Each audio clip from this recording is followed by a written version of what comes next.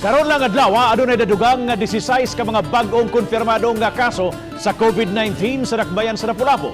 Sagad ni taga Barangay Pusok. Si Luan Mirondina sa report.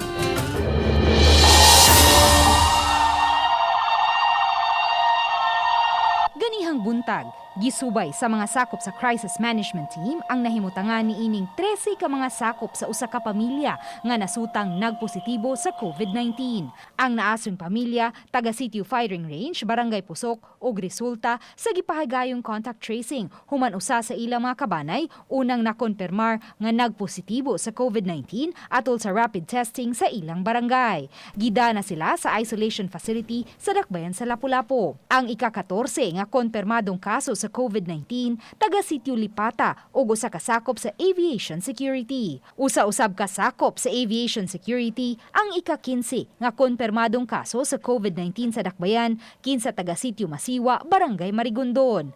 Ang duha ka mga pulis gidana sa isolation facility sa Dakbayan sa Sugbo. Samtang ang ika-15 nga COVID positive taga Barangay Agos. Matod ni Najel Banasya, crisis manager, nga karon lang nakasinati ang Dakbayan ug daghang mga konfirmadong kaso sa COVID-19 sulod lang sa usa ka adlaw. In terms of number, daghang kay nagpositive, pero we are still under control kay ang daghang nagpositive usa ra bad kabalay.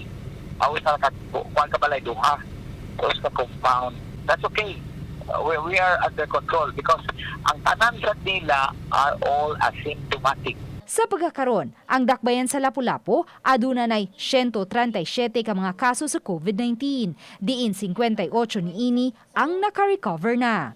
Uban ni Godfrey Rilien, Luan Mirondina, Balitang Bisdak.